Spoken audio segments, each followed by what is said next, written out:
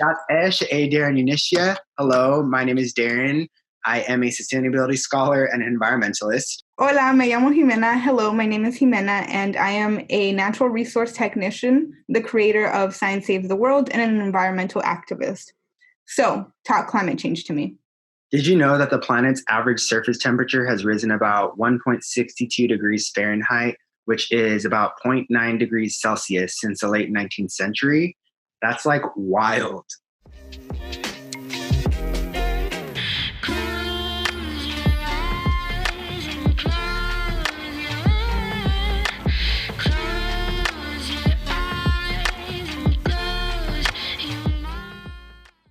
So today we're going to be discussing colonialism, worldviews, and climate change. So Ximena, what are your opinions and views on like how colonization and like worldviews and how that has affected climate change the way that we're experiencing it now? I think a good part of it boils down to a person's personal beliefs and morals. So religion definitely has a lot to play with it, because the way that we view ourselves in comparison to the world around us says a lot about how we treat the environment. I know, I completely agree. And I think since like colonization happened in the name of religion, I think the way that things happened back then are definitely transcending into the things that are happening now. But a lot of people don't really want to face that fact because they try to just like sweep not climate change. Well, some people try to do that too, but they try to like excuse colonization and just kind of forget about it because, you know, it happened in the past and everything. You know what I mean? Yeah, no, it was hand in hand with religion. And I think the way that people view themselves is that they view themselves as superior than all other beings on the planet, which is, I believe, mistake number one, because we are part of the planet. We are part of the environment. We are not apart from it. And we shouldn't hold ourselves we shouldn't hold ourselves on this pedestal when other animals are currently facing extinction, all because of our fault. Exactly. That's what I refer to as the human superiority complex, but the actual term for it is like anthropocentric. But, you know, so today we're actually going to be featuring Charlie Scott. They are a Ph.D. student at the University of Denver and a really, really good friend of mine. So welcome, Charlie. Ja, she Charlie Amaya Scott Unishe, Nash Aja Tapahat Nashe, Sanjikana Bushes Chin, Shin Dushes Che, Do Kisani Dashana, Chinli Den Nasha, Akot Ego Dene Naglehe Nishle. Hi everyone, my name is Charlie Amaya Scott. I am born from the Zuni Water Edge clan. I am of the Honeycomb Rock of the Cliff Dwellers clan. My maternal grandparents are the Salt People clan, and my paternal grandparents are the Hopi Sun clan. I was born and raised in the central part of the Navajo Nation in a small town called Chinle, Arizona. I currently live in Del Muerto. By this traditional introduction, I'm showing you who I am, who my relatives are, and also who I'm representing. In addition, my English pronouns are they, them. I also identify as non-binary, yet in my community, I identify as a specific social positionality called nagle, which in English roughly translates to one who constantly changes or one who transforms. Welcome. We're glad to have you. So before we start, I kind of want to just define like what climate change is, because like I feel like everybody, they know of the term and they kind of know what's going on, but nobody really understands like the actual definition of it. You know what I mean? Mm-hmm. So like, just for the sake of, you know, having everyone on the same page, climate change occurs when there are changes in the Earth's climate system, which leads to differences in weather patterns that stick around for a while. So those changes bring like frequent and very intense droughts, storms, heat waves, rising sea levels, melting glaciers, increasing ocean temperatures that affects both human and non-human lives. So I'm sure everybody knows that, but like just to kind of, you know, get everybody on the same page. So today we're going to be talking about colonialism, worldviews, and climate change. So like, I guess to kick everything off, like how do you think colonization affected climate change or influenced it, I should say? Wow, that's such a big question. Well, I'm going to try and break it down. I'm not sure if y'all cover this, but so I'm going to like start with the definition of settler colonialism.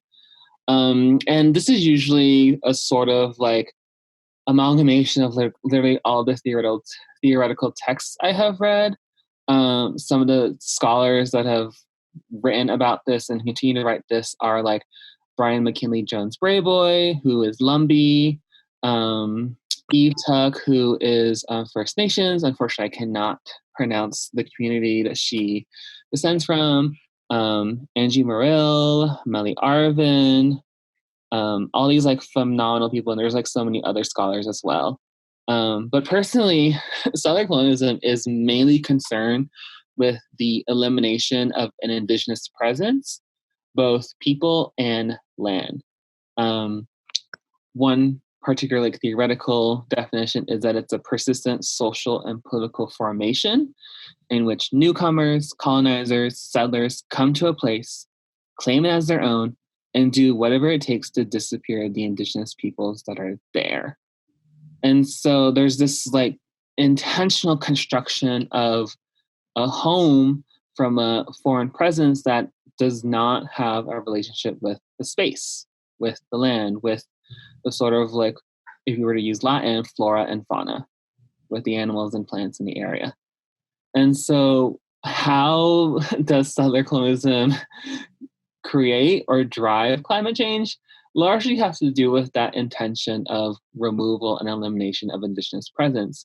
I think in a lot of ways settler colonialism was a sort of, it's a constant disruptor. And what you say, like climate change, like there's a constant intention of changing weather patterns, changing the environment, changing the sort of like interaction between human and non-humanoid species, in addition to plants, all that wonderful stuff.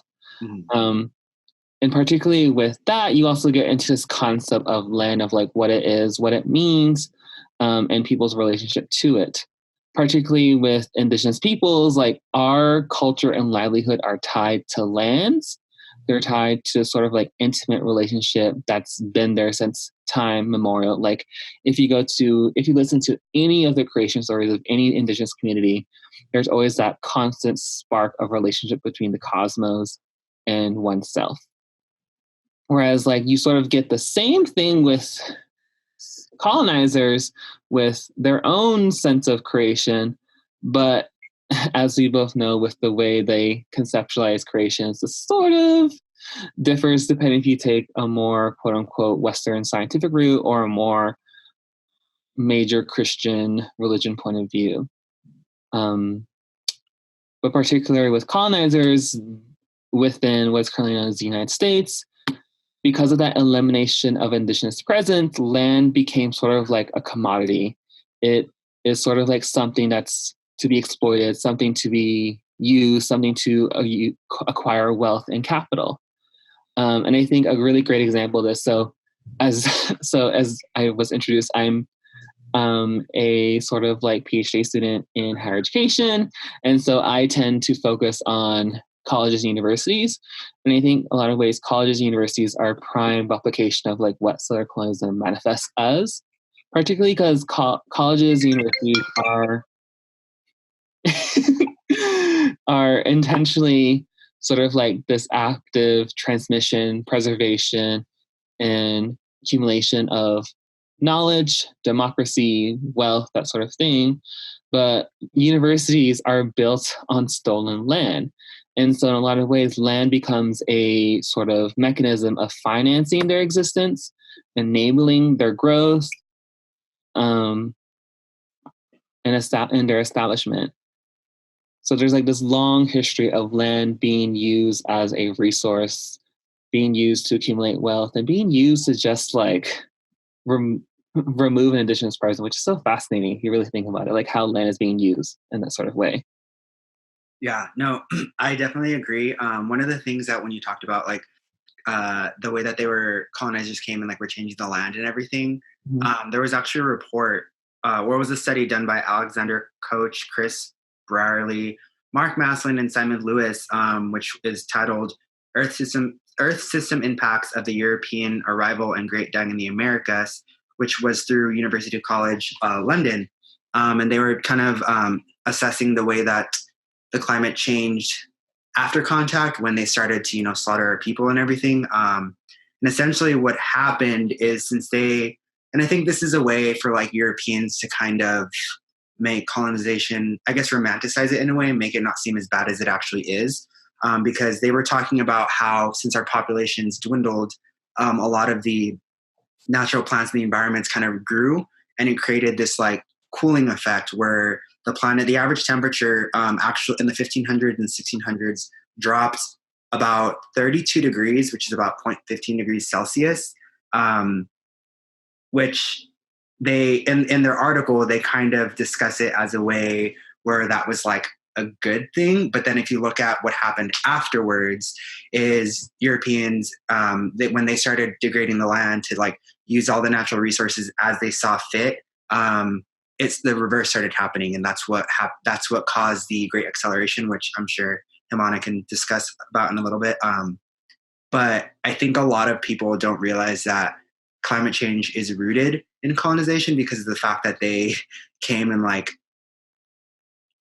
I guess they what am I trying to say? They took large amounts of land across the globe and used it in a way that has caused all of the issues that we're kind of facing with now. You know what I mean? Because they started extracting a lot of fossil fuels, which they started burning in the Industrial Revolution and up until present day, which are causing greenhouse gases to rise in the atmosphere and all that fun stuff.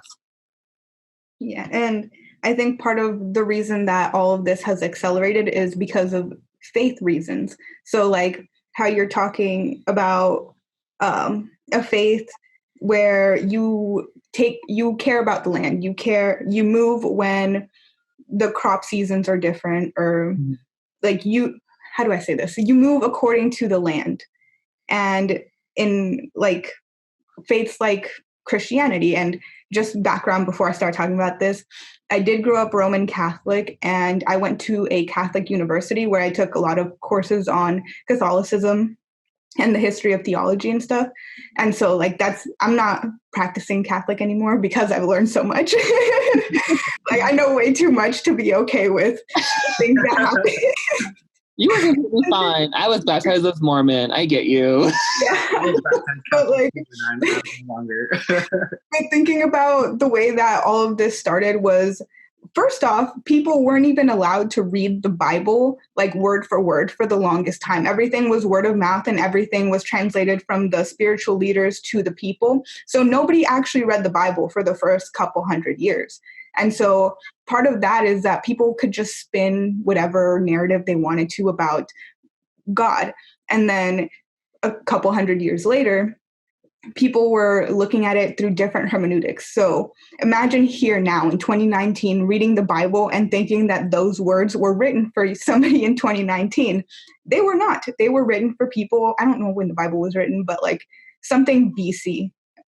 Some like whatever (BC) is when it was written. So it was written for people of that time. And when people look back and they think, oh, we can degrade the land, we can have slaves, this and that, whatever claims of the Bible was not written for people in 2019. The Bible was written according to the beliefs and the lifestyle of the people that lived at that time. And so when we read the Bible, we should be thinking, what would this have meant for the people at the time, and then translating it.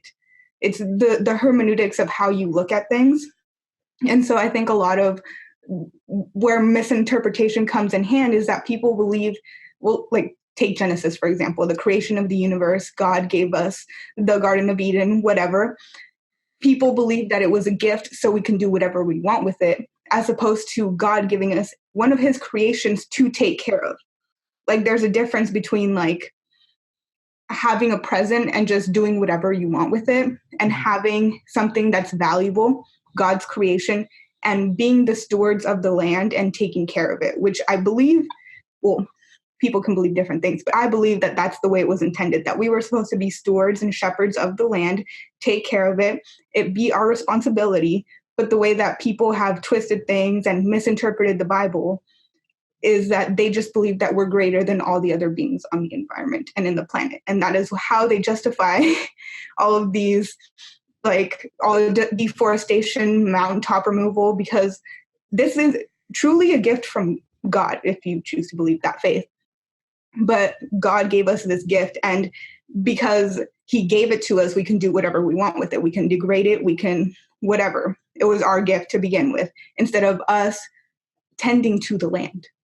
Like, we should be the ones that are here to protect God's gift rather than the other way around. And I think that's how things get misinterpreted. Yeah, exactly. And then just to like build on that, I think since it was in 1823 it was the first Supreme Court case that involved, like, they use the term Indians but natives. It was Johnson versus, I think it's Emmentosh, where Chief Justice Marshall basically what is the word? He invented the Christian doctrine of discovery. So that basically, like, is what allowed European Christian people to come over and just literally do whatever they want because of what you just said. Like, God gave them the land. You know what I mean? And I think that I think that's where the human superiority complex began, because I think that's when people started to view, like, the land and non-human kin as commodities instead of something that we should be taking care of. And that's why they kind of just started using it as they saw fit. You know what I mean? It's really... Yeah, and I would argue, I think it probably would start earlier, especially if we think about, like, particularly we were to think of the United Kingdom as a case study, particularly Great Britain, and sort of like just how they polluted their own waters where they had, like, no fresh water to drink, how the sort of, like, virus and disease that just came about because of just, like, the lack of hygiene, particularly think of, like, how the Black Plague came about. Like, I like to think, I would argue that conception of commodity was definitely before the doctrine of discovery was invoked, because I find that, like, it's always been there. Like, there's always this performance of indigeneity that I find that colonizers try to do, that I think there's that sense of, like, trying to grasp onto something that they've sort of just, like, lost over the years, a sort of, like, foundation stability that I don't think they could ever acquire in the next, like, before, climate change, like, takes us all out and returns us back to the earth. I guess, yeah, that actually makes a lot of sense. I think my mind was there, but I completely skip that because I completely forget. Whenever I have these conversations, I immediately think of, like, after contact here and not how they were before they came over here. You know what I mean? That's probably like the first time it was documented, but, like, throughout history, like, psychologically, I'm sure it's been going on. Maybe in cultures that we don't even know about. I know there's a lot of cultures I don't know about. True. So I guess, like, one of the other things that I think, which is kind of building off of this, I think what Charlie said a little earlier, is so colonizers, they are the ones that they're the ones that started damming rivers and all of these different things, which I know that there was, I can't remember the specific dam, but one of them is in the Pacific Northwest, affecting, I think it's a Coastalist tribes. I'm not sure which dam it is, but it's affecting, like, salmon populations. Yes. Because that's, like, a really big thing. I know, like, OXCX clothing has, like, a bunch of stickers for, like, let the salmon run and stuff. But that's, like, a really good example of them kind of just doing what they want. And they don't, like, they completely disregard the effects that it's going to have on local populations, indigenous populations, what it's going to have on non-human species and how that's going to affect us. It's kind of, what am I trying to say? Kind of, okay, so, like, with plastics, sorry, I'm, like, all over the place.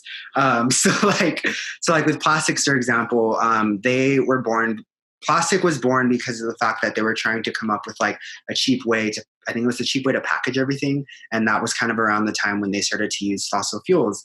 And that's why I don't know, there's some plastics that don't contain it, but all plastics are bad. But majority of them contain fossil fuels. And the way that we were disposing of them before was the same way, just completely disregarding the effects that they're going to have on the environment. And fast forward to present day, and that's how come we have like the Great Pacific Garbage Patch, which there's actually some people that don't believe in that, surprisingly, because they can't see it with their own eyes. But I'm like, it's actually there. That like colonization is what has led to the sixth mass extinction, which is what we're currently experiencing, which we kind of touched on in the previous episode. And most people are completely unaware of that, or they are aware of it, but they don't really care because of the way that we view non-human kin, because we view them as like less than, you know what I mean? Yeah. I think starting off, like you literally went from like the seed to the whole entire flower. Like you didn't hear the solution to pollution is dilution. Duh. That's why all of this is happening, because that was the solution that they came up with at the time. Like that was literally the motto. No, really though.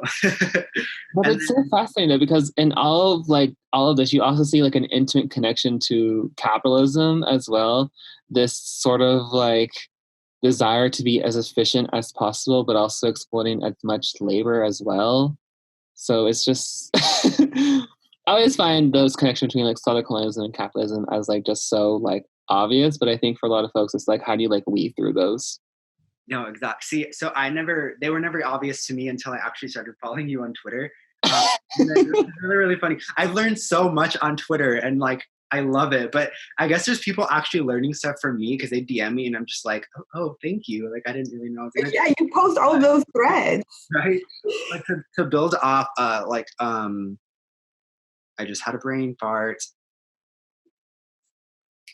Capitalism. There you go. I'm so sorry. I'm so tired. So an alternative to capitalism, which is, it's socialism, but it's called eco-socialism, which I think a lot of people are really unaware of. So it's basically like traditional socialism, but it basically, they are guided by, I'm trying to think if I remember correctly, it was actually built off of Indigenous people's principles, which is like annoying. I'm sorry? Is it the 7 generations? No, that's something different. But like eco-socialism, they utilize like traditional knowledge from Indigenous peoples to kind of build this idea, which is very problematic in itself because of the fact that colonizers tend to exploit our traditional knowledge for their gain. You know what I mean? And that's how this was kind of birthed. But I think a lot of people who are pro eco-socialism, they don't really talk about how it was built from Indigenous perspectives. And it's basically the idea that we want to build a society that is like harmonious with nature, but with socialistic principles, you know? And I think like the way that was birthed has a lot to do with colonization because of the fact that they're exploiting our knowledge, which then goes back to colonization being what influenced climate change. And it's like just one big issue. Everything is a cycle. I know. And it's like, and I feel like people think that like you can make one little change and it'll fix everything, but it's like you have to make changes everywhere in order to make like a massive change. You know what I mean? Like people need to be educated on how colonization affected this. They need to understand environmental racism, environmental justice, like all these different issues that are part of the bigger picture that is climate change. Yeah, like start with the root of the issue instead of just trying to put a Band-Aid on the symptoms of climate change.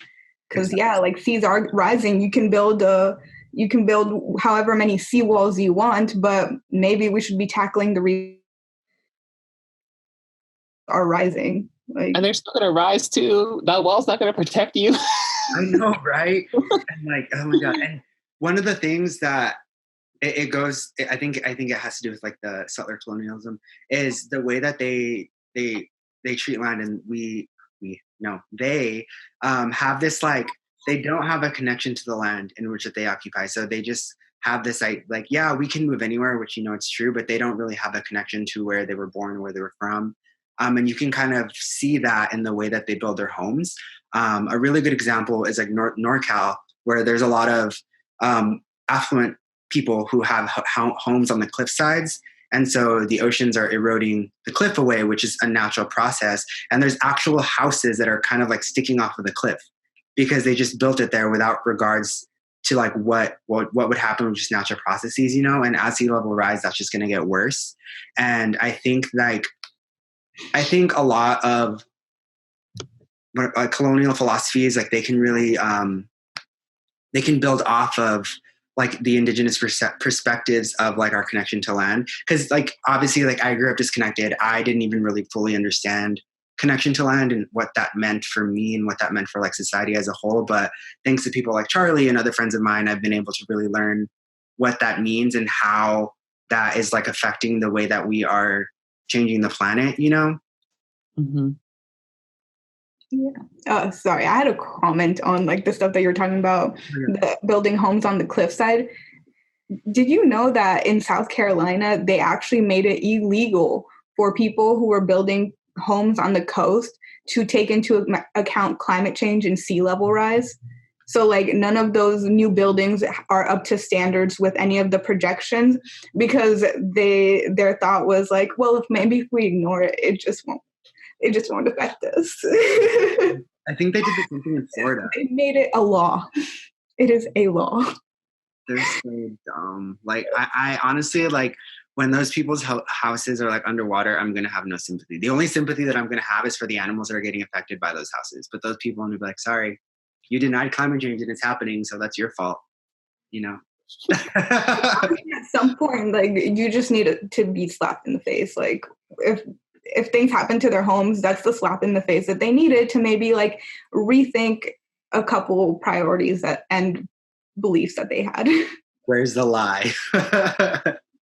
But so back to like connection to land. I know Charlie does a lot of work relating to this, so I want to get your input on but like your input on everything and like how our connection to land has influenced, I guess, small changes that have led to climate change, or what your views on it are.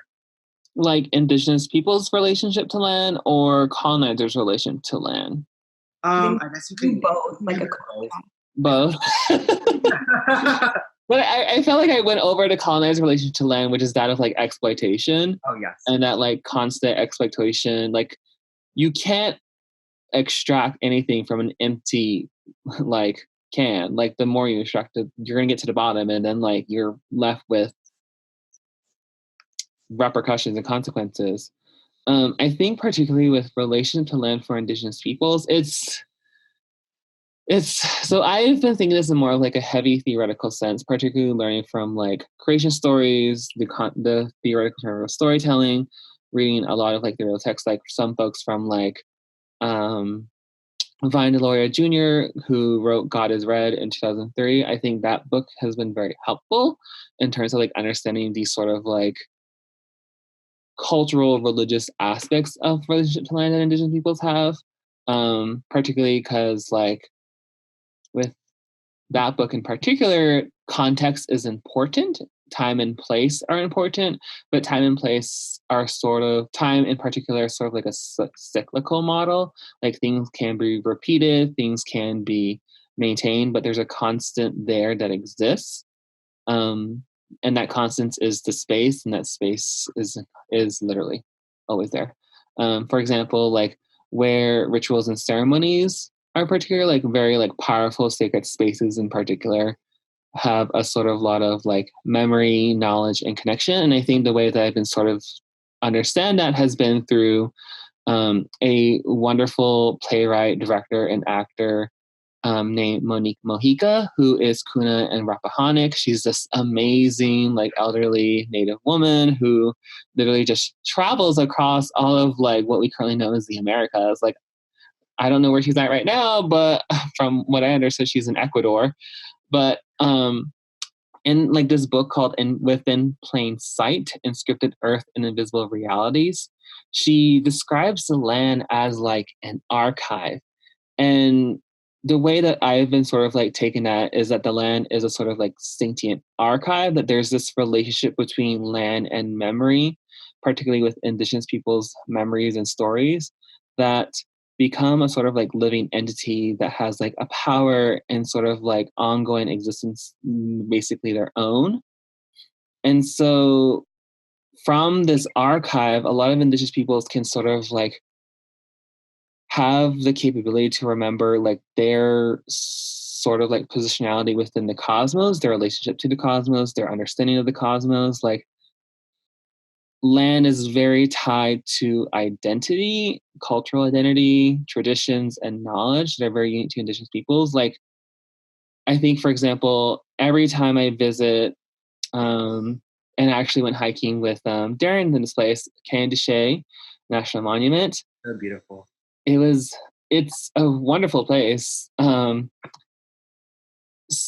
Yes, but I always hike the White House Trail, and every time I walk through it, I always remember like different times that I've been through it, like as a child, as a teenager, and now as an adult. There's always this constant reminder of that presence there. But every time I walk it, I always get in a very reflective space, and I start thinking, I start imagining, particularly I start imagining the future and what it could be and what it should be, which in a lot of ways is very tied to how like Indigenous people's relationship to land, because there's that again, that cyclical nature of time. So there's this constant reflection of the past, this constant presence of the present, and then there's that constant imagination of the future that I think is very unique to us, especially when it's tied to land, which it becomes a very, again, powerful sentient archive of reflection.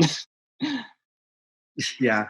And so like to build off of that, I think, many Indigenous groups, including our own, we're very cautious about the way that we approach development and different things of that nature, because of the fact that it's been engraved in our culture to like preserve it, not only just for us, but for future generations. And I think the settler colonial governments that we have now and what is known as the Americas presently, I think that it's like a recent thing that they've started to really care about. They never really cared to preserve the environment or really have a balance. You know what I mean? Like there needs to be a balance between like what we're doing and how we're taking care of the nature and or the environment, and like to what extent are we willing to extract resources but not leave enough for future generations? You know, like why? Like I think I'm making my point. This is like I'm so passionate about this topic and issues like this that I tend to like jump from like issue to issue to issue, because like I want to talk about everything, but you can only talk about so much per topic. You know what I mean? Because there's so much going on.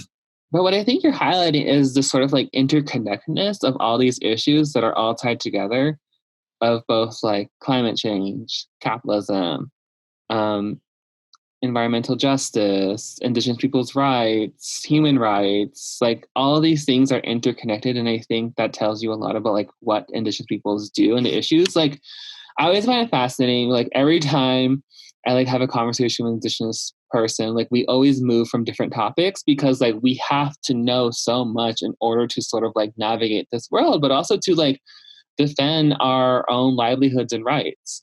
So like you are completely fine with jumping from place to place. It just shows that like you have to know all these things and you care about a lot of things. Exactly. And it's good because we know that it's not one-sided. It's not like, oh, you read somewhere on an article that sea turtles are dying because of plastic straws. Like, no, you know a wide range of things, and you know the causes of the issues. Well, I try. I because like, you know, and I really do have to thank Twitter for a lot of this stuff, because I mean, I knew a lot of the environmental science portions of it and like the environmental issues, but I never, prior to maybe last year, I couldn't really tie it together with Indigenous issues. But I think what really awoke me, and I'm sure many people across the nation, was what happened between Energy Transfer Partners and Standing Rock.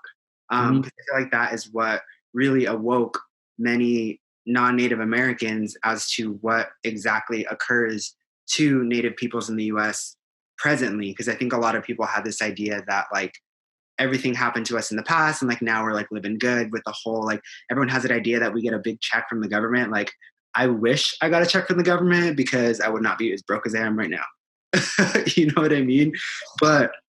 And I think like that kind of goes, building off of Standing Rock, I think that was a really big movement as far as, or it was a big movement for our people, but it was a really big influence on non-Native people, because of the way that they saw that we were defending a water source, and most of them are so disconnected from like their food sources and their water sources. Like I've talked to people here in Arizona, like my friends, and they didn't know where our water came from. But if you drive from Phoenix to Los Angeles, you can see the Central Arizona Project Canal that brings in like millions of gallons of water from Lake Mead.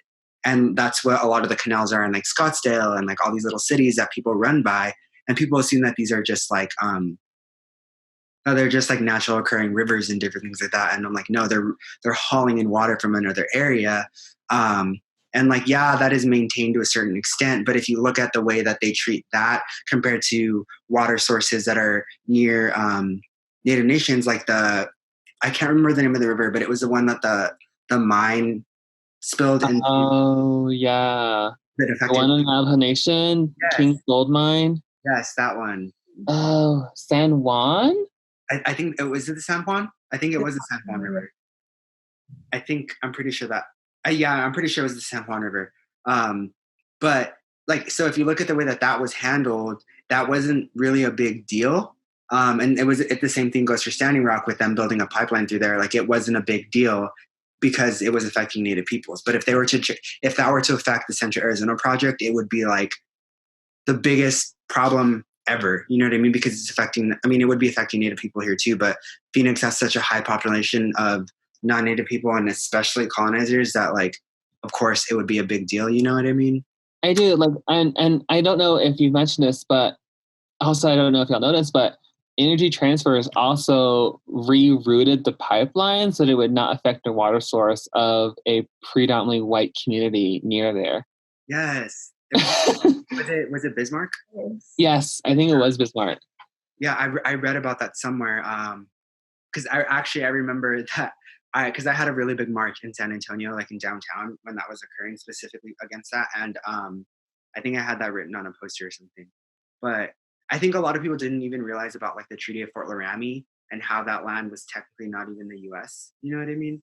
Mm-hmm. There's so many complexities that come with like degradation of the land and the way that we treat our natural resources, and specifically what we define as a natural resource. Because and actually one of my courses, it was Geography of Natural Resources. They defined humanity as a natural resource, as what we call human capital.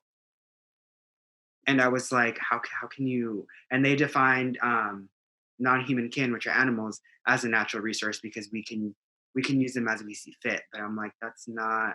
You can't. Like, if you look at, I think it was Yellowstone when they released the wolves, like when they reintroduced wolves into Yellowstone, everything was kind of restored. Like there was like a balance of everything versus before humans were having to manually do these things because of that exact reason. And that's another influence on climate change, because of the way that if we kill off certain species, other species are going to go unchecked, which is really going to change the way ecosystems function. Am I making sense? Yeah. I'm following. I'm following. I just thought you were going somewhere like more. No, I was like that. I was waiting for someone to build off because I was like, I think. No, because like a lot of the highlights is sort of like reciprocity and synchronicity. Something, that word with an S and the sync. English is not language.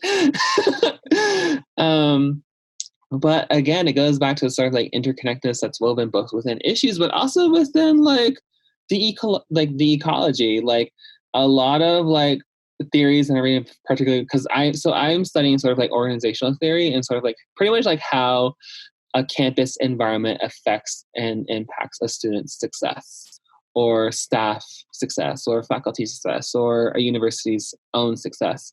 And a lot of those theories come from the ecological side, basically what you study, Daryn. Environmental science, is that it? Yeah.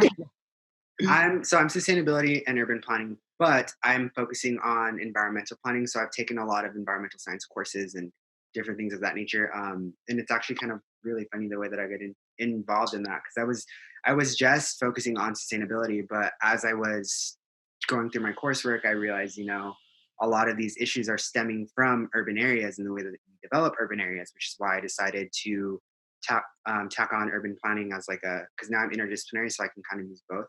And I met with my new mentor. Her name is Dr. Michelle Hale. She's Rene and Ojibwa.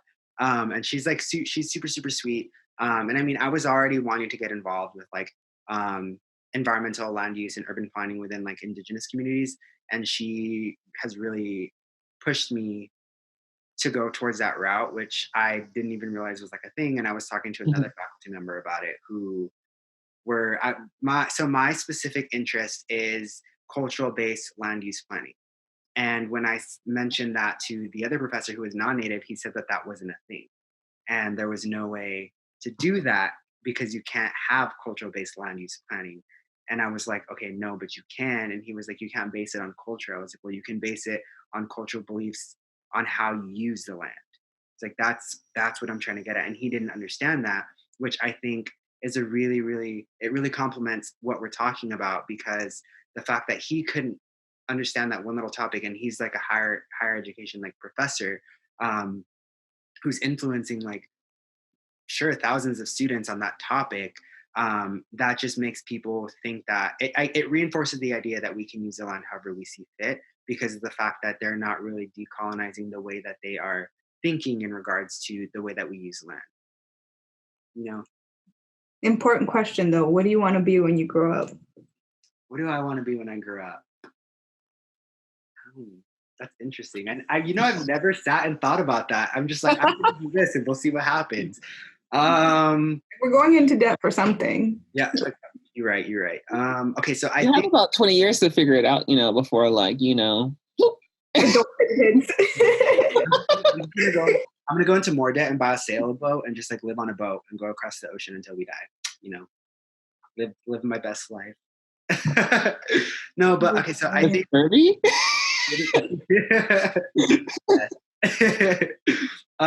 No, but I think I want to go into environmental and land use planning, but specifically for Indigenous communities. And one of the things that really inspired me was Standing Rock, and then also the TMT. Is it the TMT telescope on the Big Island of Hawaii, and how they're handling that.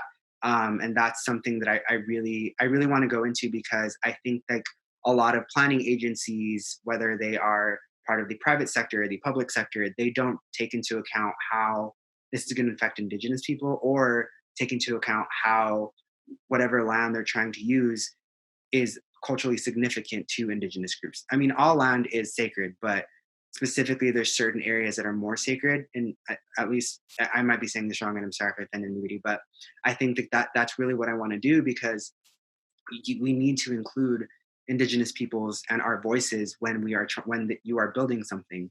And I think a really good example of the way that or the TMT telescope is a really good example of how that was not handled properly. And then for the context of the mainland, if you look at the Phoenix area, they're expanding our Loop 202 freeway, which is cutting through the Gila River Reservation, which they opposed, and they're still doing it. And that is another that specific freeway is also going to add to climate change, specifically greenhouse gases, especially in the Phoenix area, because they're just expanding freeways and building more freeways, which are just going to add more cars, which are then going to increase greenhouse gas emissions. But tying back to what I want to do when I grow up, yeah, that's basically environmental planning and urban planning, and I want to really incorporate environmental science into it and sustainability practices, but specifically decolonizing the way that we do those things. I actually have a professor when I was in the School of Engineering. She said one of her first jobs was she was working somewhere in LA, and they were actually planning on building a dump site. And so they took like a whole bunch of data of how many households there are, how much trash is produced, and they like narrowed it down to a specific spot in the city that through all of their data they found was the perfect spot, because it was like short what is it called when short routes for the drivers and stuff. And so it was like the perfect spot basically. And they were planning to build it. They like set out, did all the planning and stuff. And this was something that they completely overlooked in the process of them doing this. They realized that the spot that they chose actually landed on top of a very low income area. And so in order to build that, they would have had to displace all of those people and take away their housing and stuff. just to build that. And so sometimes, even if you try to do things as sustainably as possible, I think that there always has to be somebody in the room like you who is like telling people, hey, maybe you should think about the little people and not just displace them because you think this is the perfect spot for everyone. Because like when you're looking, like taking in all your data, you have to think about all of the factors. You can't just go purely off of data.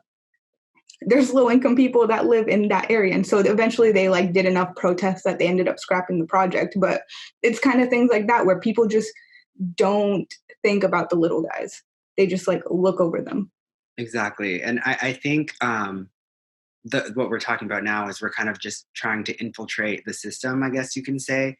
And I think that's really important because through decolonizing the way that we approach things, we can decolonize those systems that are causing all these issues which stem from colonization, in my opinion. But maybe some opinions. Please correct me if I'm wrong. Well, personally, no. And this is coming from someone who works in universities and colleges and who has sort of like conceptualized the aspect of decolonization. So the way I've sort of understand decolonization is that it's literally, if we go to Eve, Tuck, and K. Wayne Yang's decolonization is not a metaphor.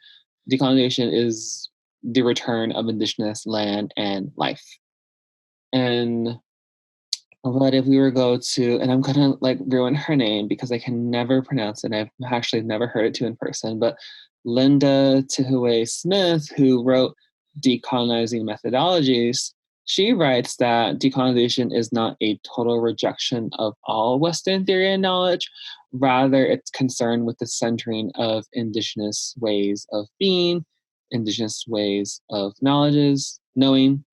And so both of those things can exist in these type of institutions, but that's a process of indigenizing rather than decolonizing. And I think there's a key difference between those two, because decolonizing is essentially the return of land.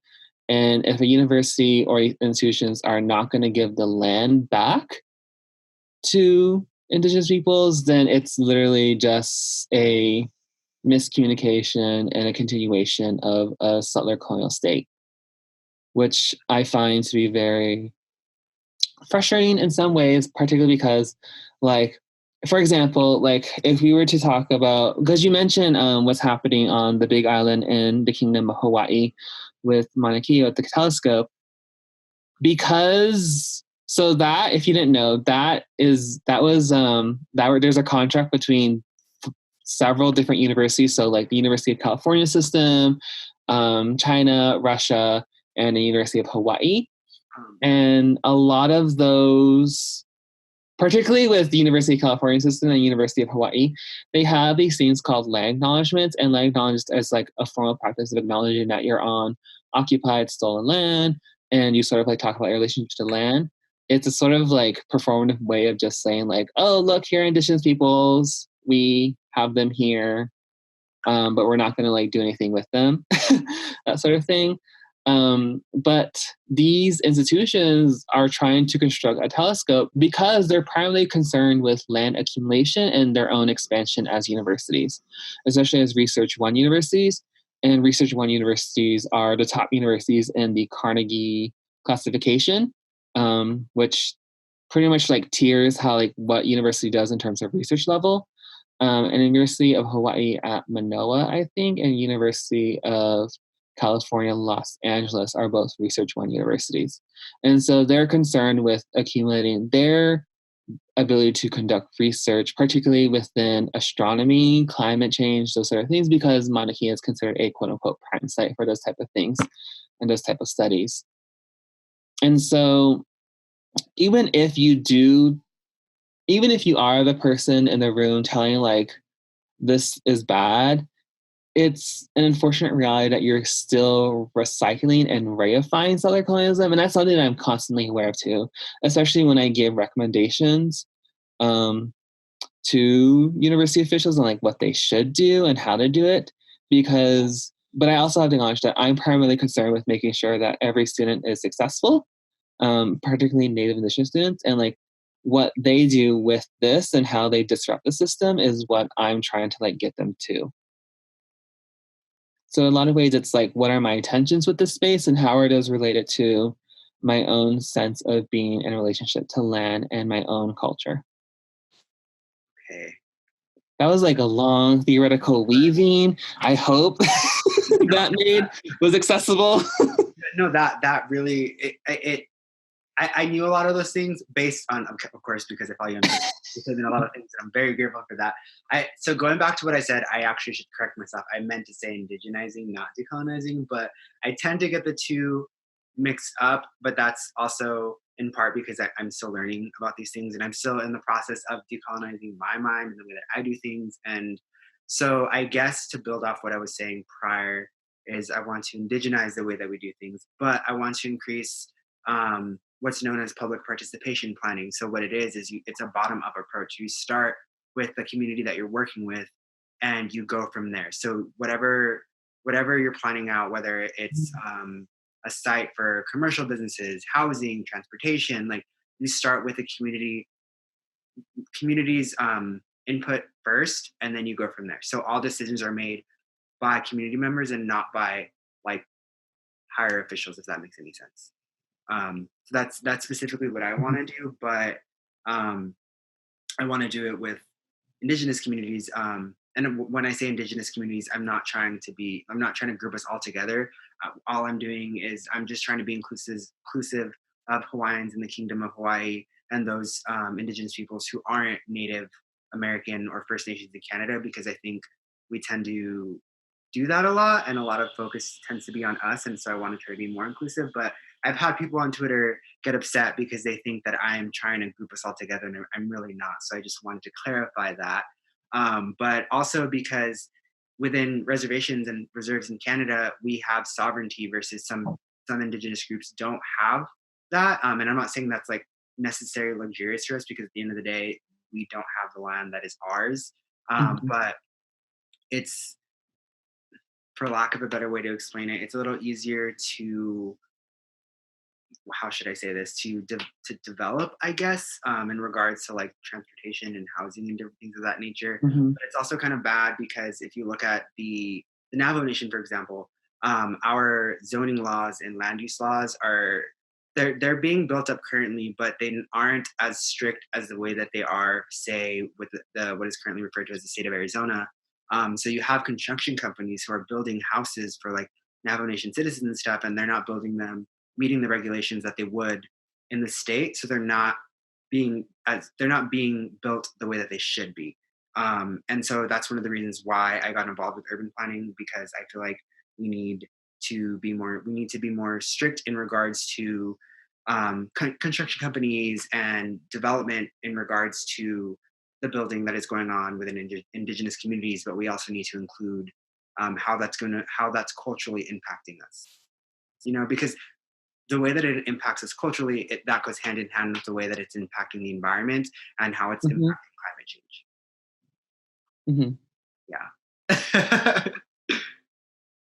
So, but do you have anything else to add, Charlie? I do have one thing, and I think you sort of like highlighted it with that comment. It's sort of like this rejection of a monolithic Indigenous identity. And I think that's very important to highlight, because it's very unfortunate that there are people who are Native, who are in our communities, but also who, a lot of like tribal nations, who are very complicit in the sort of like contributions to climate change. Like there are sort of, I think I froze, unless I'm still going. Yeah, you're frozen. Oh, there you go. I probably should have prefaced that my internet is unstable. But okay, where was I?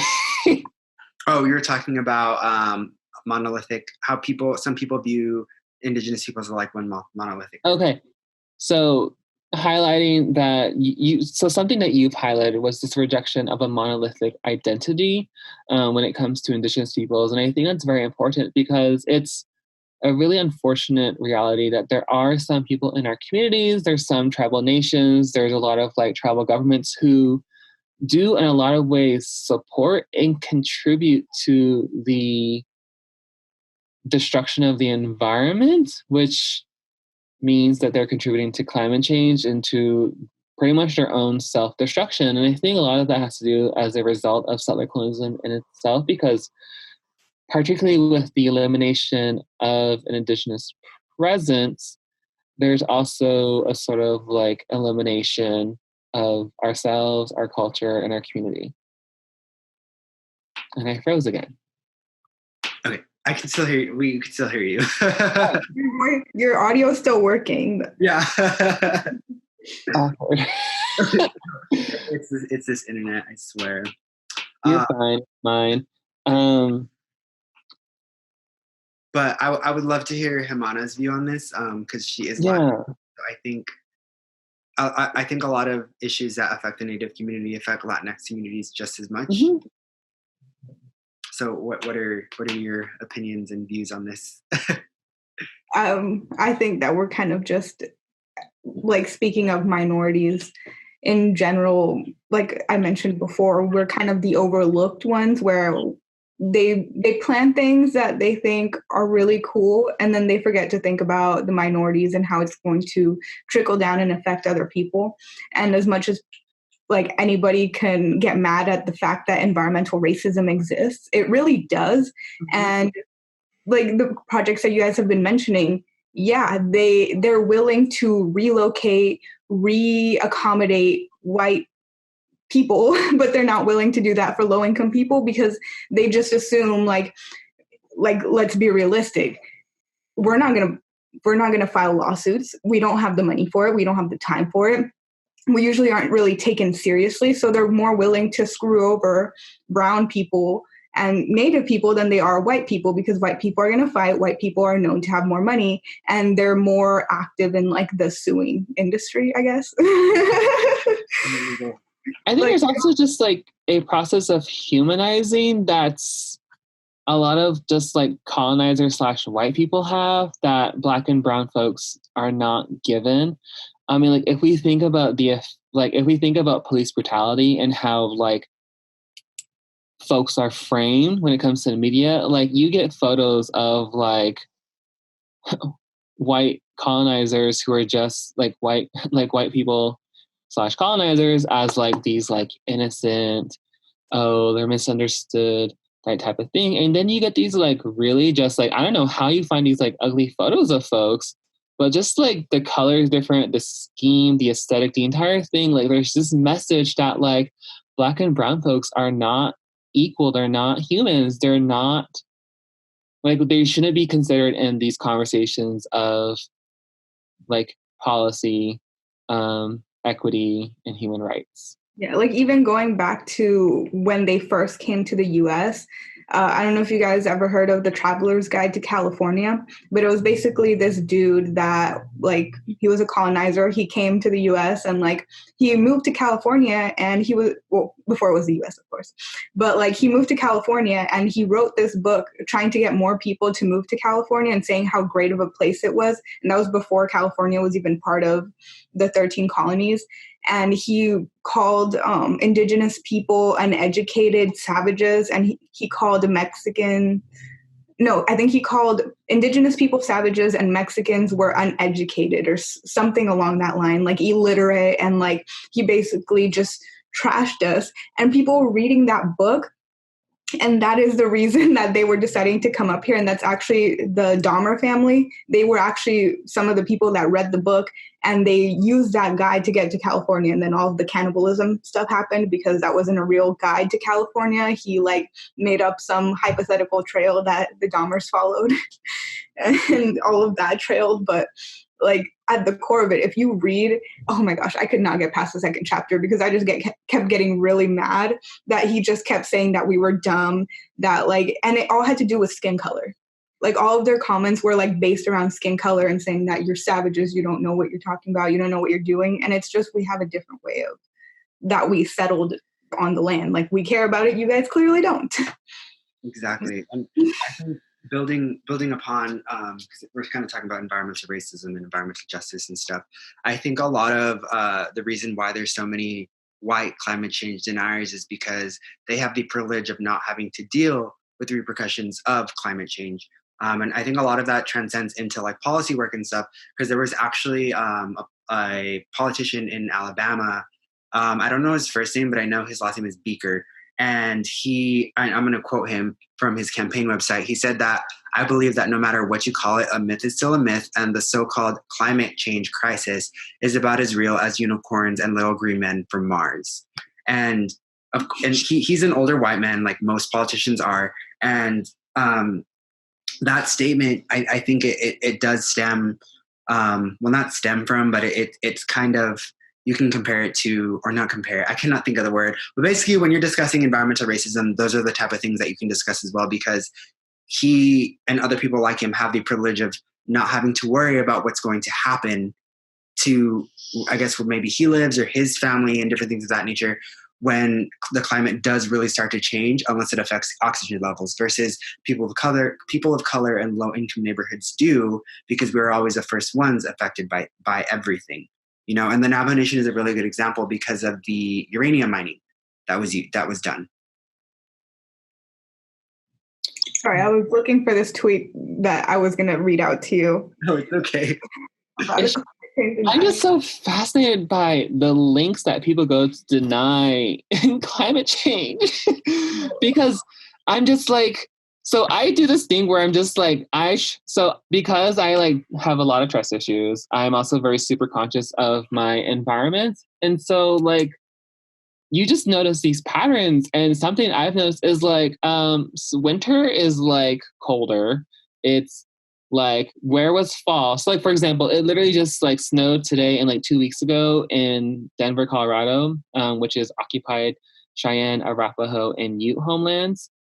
And so I was just like, this is like not normal, y'all. It's October and it's snowing. Like, spooky season was where? Well, that was like it was in the spring here. We got snow in Phoenix, which is occupied Akma and Peeposh lands. And a lot of people didn't think it was snowing because when it hit the ground, like it would melt. But the mountains, like South Mountain right behind downtown Phoenix, was snow capped. And like I live in North Phoenix, and like everything outside of one of our loop freeways here was covered in snow. And it's the desert. Like, and for me, I was like, oh, okay, maybe because I went to high school in Las Cruces, New Mexico, and we get snow there like every couple of years or so, and it's a desert. So I assume maybe Phoenix was like that. But my friends who are born and raised here, they're like, no, that does not happen here. And that's when I was like, okay, how can people really deny climate change? Like, this is like, it's literally changing right in front of us. Like, I do not understand how you can just deny it like that, you know? People are crazy. They live in Oz. Like, I found the tweet, and it was Dennis Michael Lynch, and I don't know, he's verified on Twitter. I think he's probably a politician, I'm assuming, because he was replying to AOC's tweet about the Green New Deal or something about, sorry, I didn't screenshot AOC's tweet. Something about the tornadoes that were happening. And he said, I spoke with Dorothy. She says, Wizard of Oz knows a hoax when he sees it. He says climate change is a hoax. Tornadoes have been around long before Dems started making money from scaring peep into thinking we die in 12 years. She says you remind her of Scarecrow, and then parentheses, no brain. She's got a point. Like, that's so deep. People really, like, I just cannot. I cannot. I think gymnastics here that's occurring. And I think a lot of climate change deniers, they base it on like economic viewpoints. Because I found another quote by Beaker. He put in actually it's not by him. It was a letter having to do with Beaker, and it's by Beisner. That's his last name. It says increasing atmospheric carbon dioxide is actually a great boom, not only to humanity, in parentheses, by increasing crop yields, but also to all other life on Earth. And so they're looking at that as increasing crop yields, you know, because that is a good thing. But like, it's very recent that they, a lot of farmers, farmers are adopting what's called agroecology.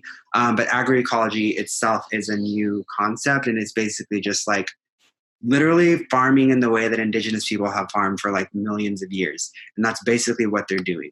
And stop monoculture, because monoculture is what degrades the land. Stop monoculture. But that goes back to the whole that, colonizers, they tend to exploit indigenous knowledge for that reason. And I took a class, it was called Sustainable Food and Farms, and we used a book that was on agroecology, and a lot of the things that they were talking about and everything that the ways to farm sustainably, I could tell, I was like, oh, that is literally what our people did, or I read that other indigenous people have done, but nowhere in the book did it say that they were influenced by indigenous peoples, and you can tell that they were.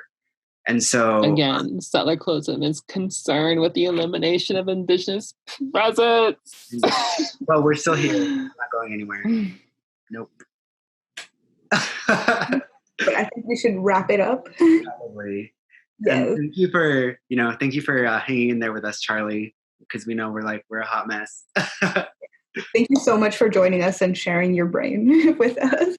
It's always great talking to you. Yes, I miss all of that because it froze, so I have no idea what y'all said.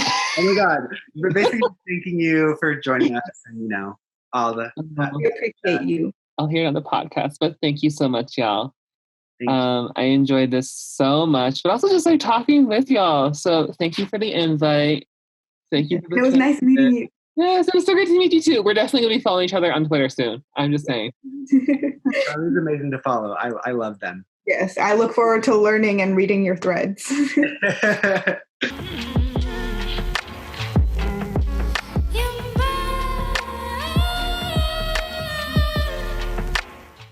All right, well, that wraps up our conversation about worldviews, colonialism, and climate change. And I just want to say thank you so much to Charlie for joining us today and, engaging this conversation with us, because it's a very complex issue to talk about. And I think colonization of not only the Americas, North, Central, and South, but New Zealand, Australia, and other places in the world are constantly overlooked in regards to how that has influenced climate change and the Great Acceleration and so many different things.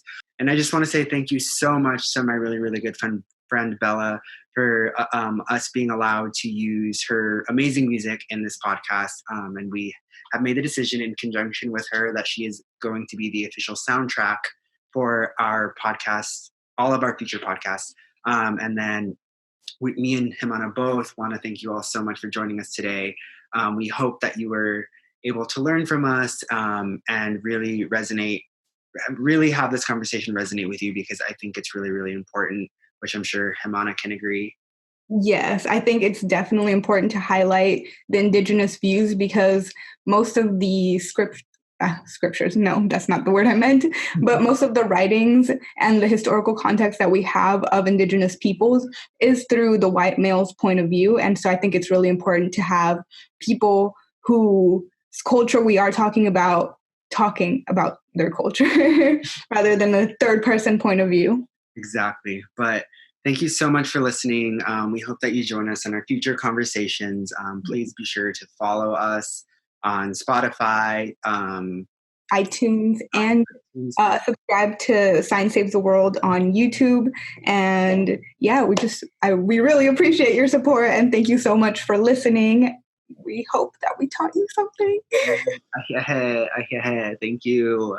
Well, we'll see you next time on our next journey. Yes, and go hug some trees if you find them outside. Yes, thank you.